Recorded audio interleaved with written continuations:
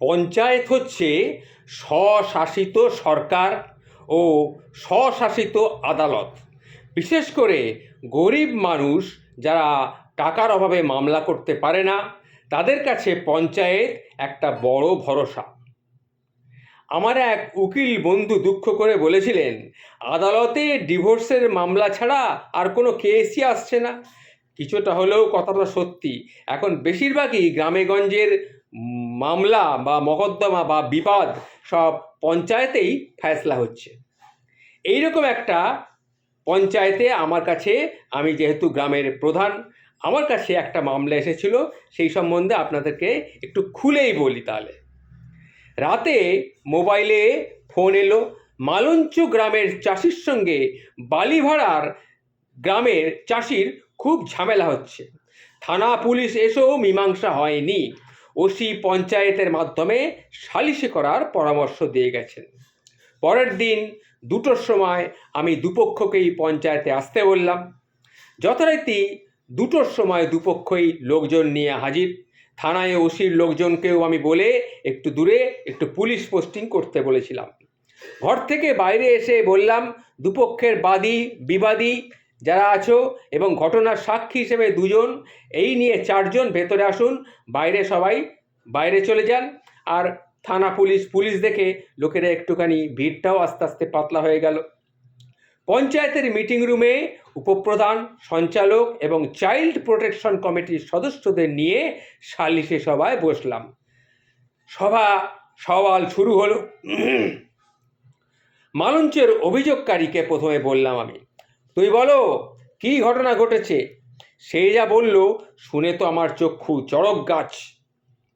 কি ঘটনাটা কি না, তিনি বললেন যে, হুজুর, আমার পাঁঠিকে বালিভাড়ার ওই লোকের পাঁঠা ধর্ষণ করেছে। আমি এর বিচার চাই এবং ক্ষতিপূরণ চাই। অভিযোগ শুনে আমার তো একেবারে অস্থির অবস্থা। এ কি ধরনের অভিযোগ? সবাই হো হো করে হেসেও উঠল। আবার মহিলা উপপ্রধান যিনি ছিলেন তিনি বললেন, নারী ধর্ষণ হয়েছে শুনেছি, কিন্তু পশু ধর্ষণ না দাদা, এ মামলা আপনি শুনানি করুন, আমি বরং চেম্বারে যাই। তখন আমি তাকে বললাম, আরে বসুন না, এত মানুষের জমায়েত, একটা কিছু তো করতে হবে, ভরসা রাখুন, কোনো চিন্তা ভাবনা নেই। লজ্জা ঘৃণা ভয় এই 3 থাকতে নয়, আপনি বসুন না, দেখুন না কি হয়। যাই হোক, এবার আমি বালিভাড়ার কানাইকে বললাম, বল তোর কি অভিযোগ। কানাই তখন বলল, দুপক্ষই আমরা মাঠে ছাগল চড়াতে গেছি। দূরে দাঁড়িয়ে আমি বিড়ি খাচ্ছিলাম। ওই গ্রামের পেঁচোর চেল্লানিতে ছুটে এসে দেখি আমার পাঁঠা ওর পাঁঠির ঘাড়ে উঠেছে। আচ্ছা বলুন তো স্যার, আমার পাঁঠি ওই পাঁঠি আমার পাঁঠাকে ডেকেছে বলেই তো আমার পাঁঠা ওর কাছে গেছে। এ তো প্রকৃতির নিয়ম, আমার কি দোষ বলুন তো। কিন্তু আমার দাবি, ওই দশাশয়ী পাঁঠিকে শান্ত করতে আমার পাঁঠার অনেক শক্তি ক্ষয় হয়েছে। কুকুরের ব্রিডিং করলে যেমন পুরুষ কুকুরের মালিক পুষ্টিকর খাবার কেনার জন্য টাকা এবং একটা করে বাচ্চা ফ্রি পায়, সেই রকম এই যে আমার পাঁঠা যে ওর পাঁঠিকে ধর্ষণ করেছে, যৌন মিলন করেছে, সুতরাং যদি বাচ্চা কাচ্চা হয় তাহলে কিন্তু আমাকে একটা বাচ্চা দিতে হবে।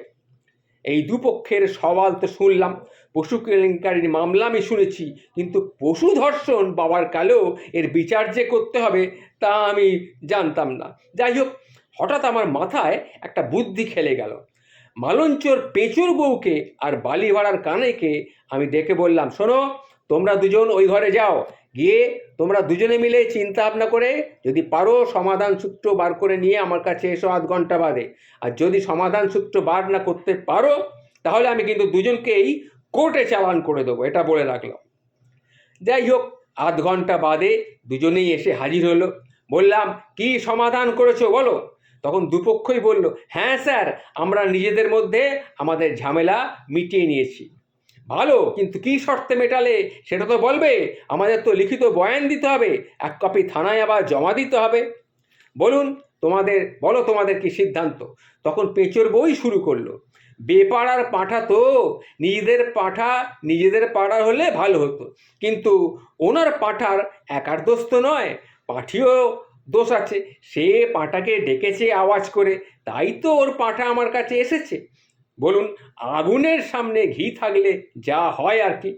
কানাইও বলল, ঠিক আছে স্যার, আমরা দুজনে কথাবার্তা বলে আত্মীয় করে ফেললাম, পশুর আর দোষ কি বলুন, পশুর আর কি দোষ, ক্ষতিপূরণ একটা ফয়সলা হলেই হলো, সেটাও আমরা ঠিক করে নিয়েছি স্যার। এই জ্যৈষ্ঠের জামাই ষষ্ঠীতে আমি ওনার পাঁঠার জন্যে কাঁঠাল পাতা, জাম পাতা, সর্ষের খোল এসব পাঠাবো, আর বিয়ানের জন্যে আম কাঁঠালও পাঠাবো। কানাই ভাবলো, বিয়াবার সময় পাঁঠির জন্য যদি একটু কলা আপেল পাঠাবো, আর নাতিপুতি হলে আমরা দুজনে সমান সমান ভাগ করে নেব। এই হচ্ছে আমাদের ঠিক করে নিয়েছি স্যার।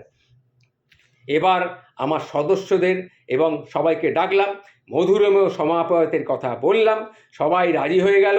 রেজুলেশন লেখা হলো, লিখিত বয়ান সহিসাবুত করে নিতে হবে। পেঁচোর বউ আর কানাইকে বললাম, তোমাদের লোকজনকে জানিয়ে দাও তোমাদের সিদ্ধান্তের কথা, আর সবাইকে চলে যেতে বলো। সবাইকে ফেরত পাঠিয়ে ওরা আবার এলো, সহিসাবুত করলো। ভূপ্রধান সাহেব তখন বলল, প্রধান সাহেব, আমরা কচি পাঁঠার ঝোল খাবো না। তখন দুজনেই রেগে গেল, সমস্বরে চিৎকার করলো, আপনি কি আটকুড়ি নাকি? বিয়াবার আগেই ছাগল ছানাকে লোকে গিলতে চাইছেন? দেখলাম গল্প অন্যদিকে মোড় নিচ্ছে। তখন আমি সবাইকে বললাম, কিচ্ছু করার দরকার নেই, তোমরা দুজনে 100 করে 200 টাকা দাও, সবাইকে মিষ্টি মুখ করিয়ে দাও। এই করে কোনো রকমে সামাল দিলাম। এরপরে দুজনে মিলে সামালো। এরপরে এবং কমাস পরেই পেঁচু আর কানাইয়ের বউ যদি কোনো রকম সমস্যা করে, তাহলে কিন্তু আমাদের কাছে বলবেন, আমরা কিন্তু আবার বিচার বসাবো, ব্যবস্থা করব। এরপরে তারা সবাই চলে গেল। আমি জানলা দিয়ে দেখলাম পেঁচোর বউ আর কানাই দুজনে বেয়ান আর বেয়াই দুজনের মতো গল্প করতে করতে তারা চলেছে। নমস্কার বন্ধু, গল্পটি বললাম, যদি ভালো লেগে থাকে সবাইকে শেয়ার করে জানাবেন।